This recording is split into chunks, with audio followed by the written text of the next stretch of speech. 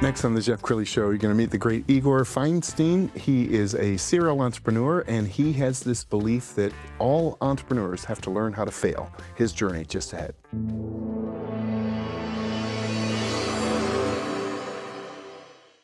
Many are predicting that the worst is yet to come, which is unfortunate, said one person here.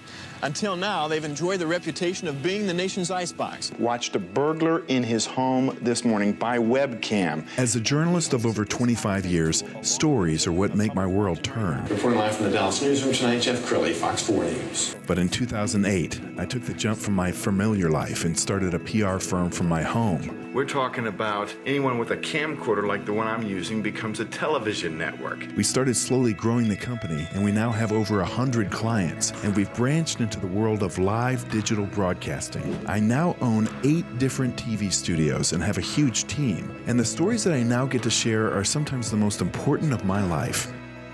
Life has a funny way of coming around full circle. This is the Jeff Crilley Show.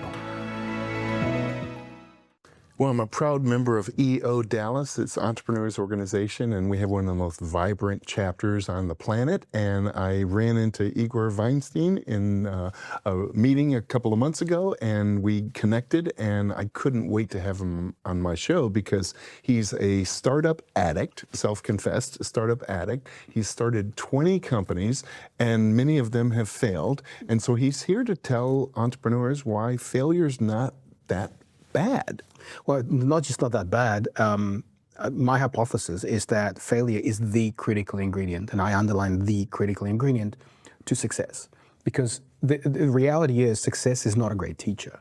And if you look at all the great entrepreneurs, you know, I love meeting entrepreneurs. EO's obviously been amazing for us. You know, I've been in it 5 years when we first met.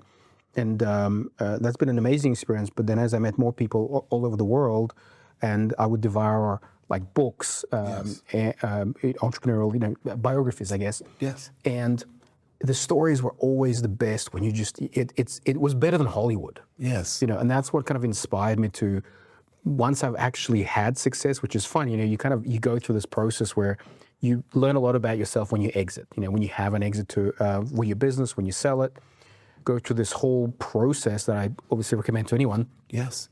But you look inwards. And when I looked inwards, you know, as I told you off camera, like I've started at least 20 companies. I've lost track, and I know I've failed at least 18 times. Wow. You know, but I wouldn't be here. I wouldn't be who I am if it wasn't for all those lessons.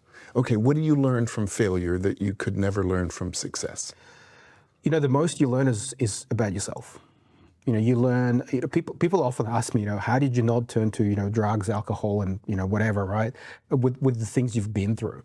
And it's funny, I said it's tempting many times, you know, but what I learned about myself is I can build thick skin. I can learn how to deal with it. And in fact, and I know we'll get to this, but like my favorite, you know, I've trademarked 2 names, right? One is Entrepreneurpoly, which we'll talk about. But the second thing I trademark is deal with it. In this whole idea of self-improvement, self-help, entrepreneurial journey. Because to me, if I had to like underline the one thing that all of those things taught me and all the things that I have experienced is just how to deal with it, how to deal with anything that comes my way. And to me, what failure teaches you is the trust in yourself that you can deal with it. That's the important part. It's trust in yourself. Does that make sense? Yes. And you have a wildly successful podcast. So before we play this video, why don't you set up this video? Well, so I wanted to talk to entrepreneurs, not about the rose-colored, the amazing stories, the success, you know, the things that I read a lot about in the books. And if you watch a lot of podcasts about entrepreneurship, a lot of it is like, you know, how to succeed or how to make money or how to, you know, become a unicorn or how, all of that.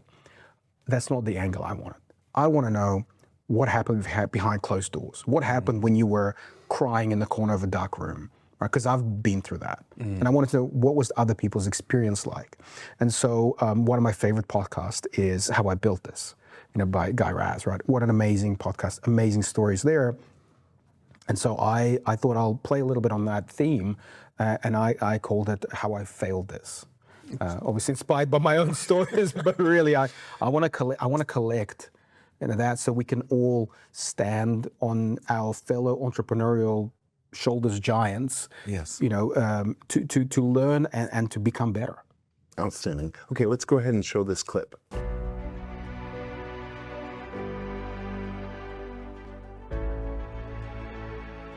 I wanted to pursue the big things. I had these big visions, and I was going to hit them out of the park. And I had these crazy, big, hairy, audacious goals. And then I failed miserably. My mentor said to me at the time, she said, it's really expensive to be right.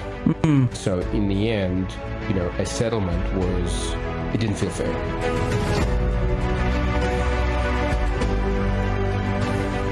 So many people stay in situations where it's painful, but it's not painful enough. You need to understand yourself. You need to understand what good looks like, what great looks like, what the opposite looks like. You need to set your own boundaries. You need to understand what value is in terms of investing. All those things, no one can answer those questions for you except yourself. When you have a community around you, failure feels different.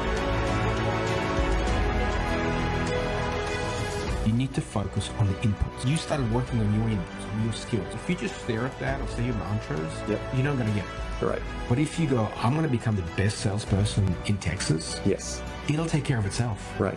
But you don't have to worry about it, right? If you obsess over what creates the outcome, not the outcome itself. I think people underestimate the power of learning through other people's mistakes. Failure is, or can be, and that's my hypothesis, can be the greatest teacher you can ever have. Absolutely. Pressure is a privilege. Because when you're going through it, it's so freaking hard, right? But when you get through it and you look back, you're like, and I say this to a lot of people, and I genuinely mean this, I would not change a thing. Because I would not be here where I am right now. I would not have the life I have. I would not appreciate the things I have. I would not have the family that I have and the relationships that I have with my family if I hadn't gone through those forging moments.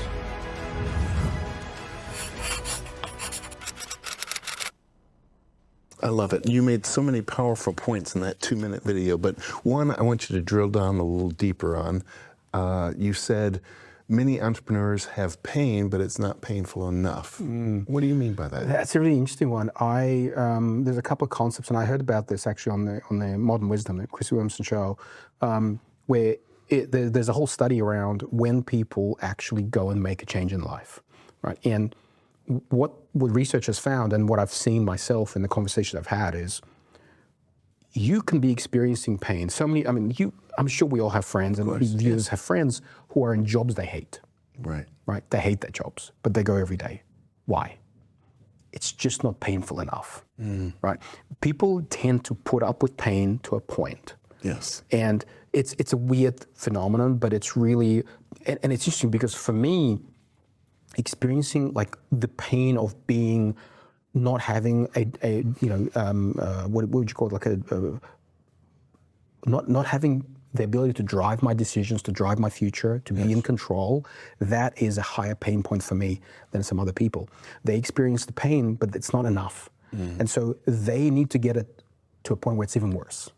And that's it's a sad idea. Yes. That you gotta make things worse before you can turn around and make it better. So is there a lesson there that when companies feel pain, maybe their sales are off or marketing's off, should they act sooner rather than get to the bottom?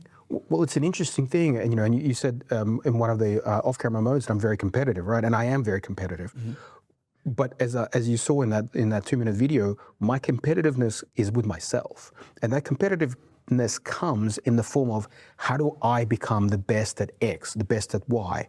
And when I look at my businesses, the question I ask is how do I become the best in the world at this or at that? And so it's not even about the sales are down, whatever. It's like, hey, if we're the best sales team in the world, Yes. do you think our sales are going to be down?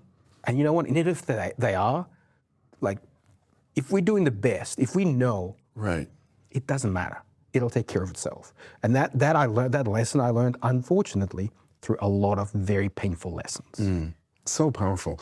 We're going to scroll down his personal website. He has several websites, but his personal brand, I think, is amazing. Tell us how people can engage you. I know you're a keynote speaker. Yeah. Can people hire you? Absolutely. Look, I do workshops with my board game Entrepreneurpoly.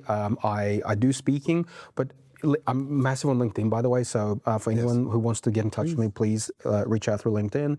But I'm growing YouTube as well. I do want to, get my podcast bigger and speak to a lot more entrepreneurs and some great big names here in Texas, hopefully soon. And that's kind of the main way. But I love being in entrepreneurial networks, communities, those kind of rooms. That's my happy place. Well, you mentioned your board game, and if we show the wide shot, okay. So explain Entrepreneurpoly to us. So as I mentioned to you earlier, I was reading a lot of books. I loved reading about entrepreneurial stories. And by the way, my favorite, I will give a shout. I have two kind of favorite. One is the Elon Musk biography that came out a couple of years ago. I read that. Love that one. And the other one is Shoe Dog, about obviously the founder of Nike. Yeah. And what I love about those specifically was kind of the real stories, the heartbreak, the tears.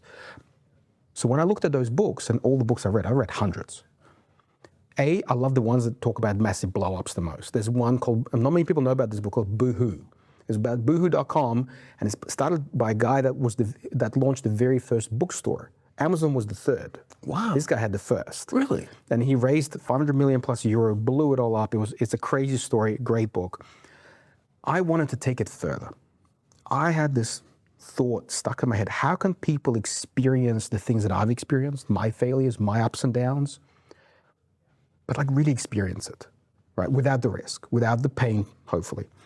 And the idea came to me, a board game. So you can sit around a tabletop, generally 5-6 people, or teams, and you play and things happen, you have to deal with it, you get opportunities, you lose money, you have expenses, you learn things about yourself.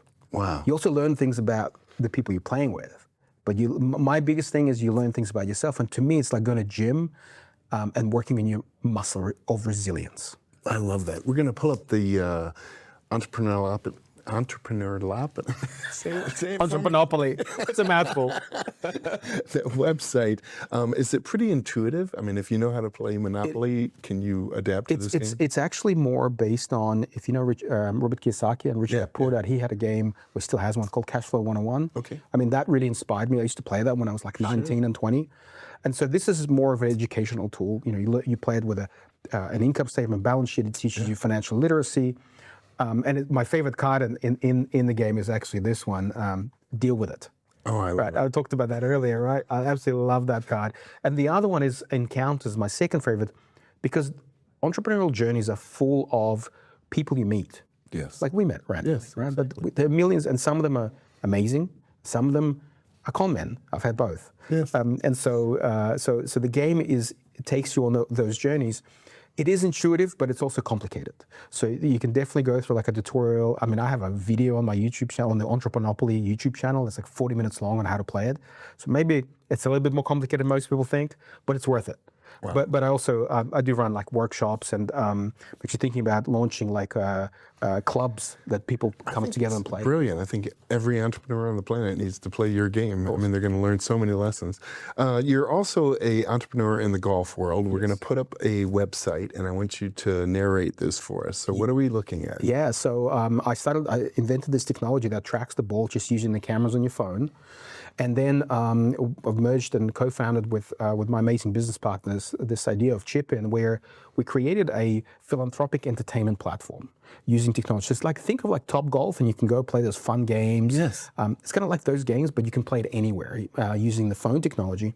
And then you pay money to play, but you get to win amazing prizes. And so, 50 to 80% of the money goes to charity or causes. So instead of selling popcorn or going to selling those raffle books. Yeah. You can play games. You can have fun. You can pay $20, $30, whatever at a time, and you get to win like crazy cool prizes. And how did you find yourself in the golf world? What? Complete accident. Really? Yeah, absolute. So I had this other startup in the like a hedge fund that I was trying to launch with a friend of mine. He was a golfer, and he's like, "Hey, you should come play golf." I'm like, "Golf is for old people. It's not for me."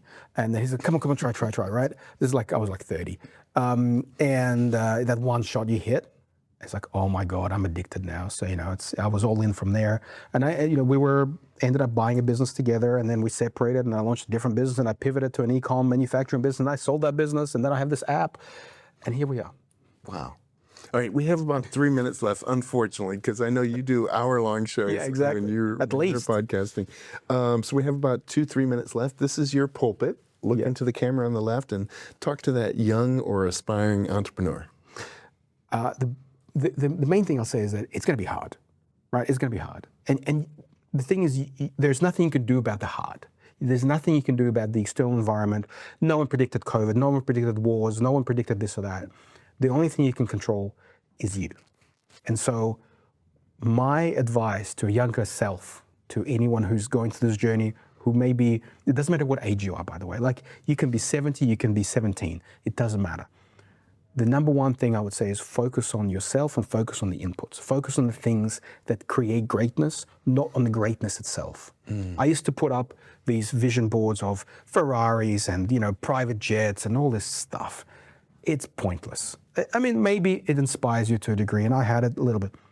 But when I started obsessing in that same fashion that I would obsess over the post of a Ferrari, if I would obsess over being the best salesperson, being the best communicator, being the best influencer, whatever it may be, being the best entrepreneur, and ultimately that's what I want to do. Wow. And when I realized, I love the 0 to 1, I love the startup, I'm a startup addict for that reason. I love the 0 to 1. And so I want to be the best at 0 to 1. Wow. And so my advice is be the best at the thing you want to be the best at, and just double down on that, and everything else will take care of itself. I just got goosebumps. You inspired me. Thank you so much. We're going to pull up his website. You can contact him for all your speaking needs and reach out to him for advice. He's a very generous man, as you can tell. That's it for now. We'll see you next time.